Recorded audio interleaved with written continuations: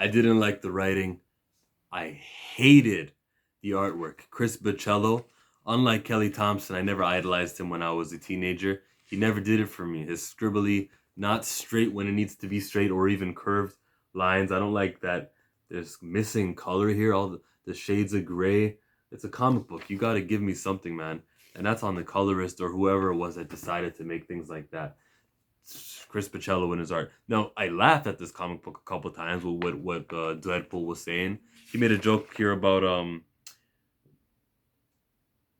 pressing ignore just doesn't have the same effect as hanging straight up. Actually, yeah, yesterday I was in a phone call thinking the same thing. So that's funny. The problem is the very next line, he's talking about his birthday. We don't age our comic book characters. We don't give them stuff like birthdays. All right, it's from it looked like it was the winter. It's Christmas time. That's when Deadpool's birthday is. Is that part of Deadpool's lore? Is Deadpool born on Christmas or around that time of year? If so, well, it is now. It's now we're stuck. We can't have another birthday of Deadpool without having snow on the ground or being winter. Don't do birthdays. It's not that hard, man. I hate birthdays. I also hate the way that women were wrote in this comic book. Her name is Elsa Bloodstone. New character to me, but right away, she's sexy. Look at her. Ever seen anybody better than her? That's every comic book character, every woman in Marvel, unless we were introduced to them as they were kids. Valeria Richards, like unless we knew them when they were young, they're always sexy. They just happen to have large lady parts, like they said. And she wanted to let him know that it wasn't silicone. That's not for me.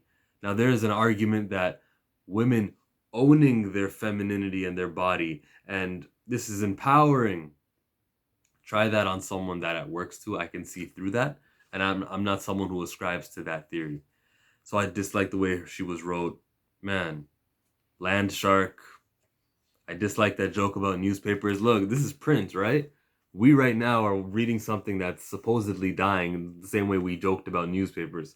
Let's not uh, throw rocks, throw from a glass house. If that's not the analogy, that's not the proper metaphor, then I'm stupid. But that's how I feel about that. We don't diss about newspapers when we're reading comic books, right? The premise of the story, the reason why he's the king right here, didn't speak to me. It is interesting. If you're a Deadpool fan, I'm sure you would like it, especially the way that it ends. But him being the king of the monsters, first of all, the monsters of Staten Island,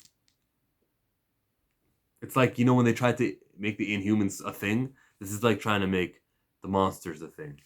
And it wasn't a thing for me. But the final page when you see Kraven up in there, okay, if I was a Deadpool fan, I would say this is interesting. And if you've been reading Spider-Man the Hunted, then you know that Kraven is the son of actual Kraven. He was aged kind of like in Star Wars Episode 2 Attack of the Clones, which is a movie that I watched earlier today.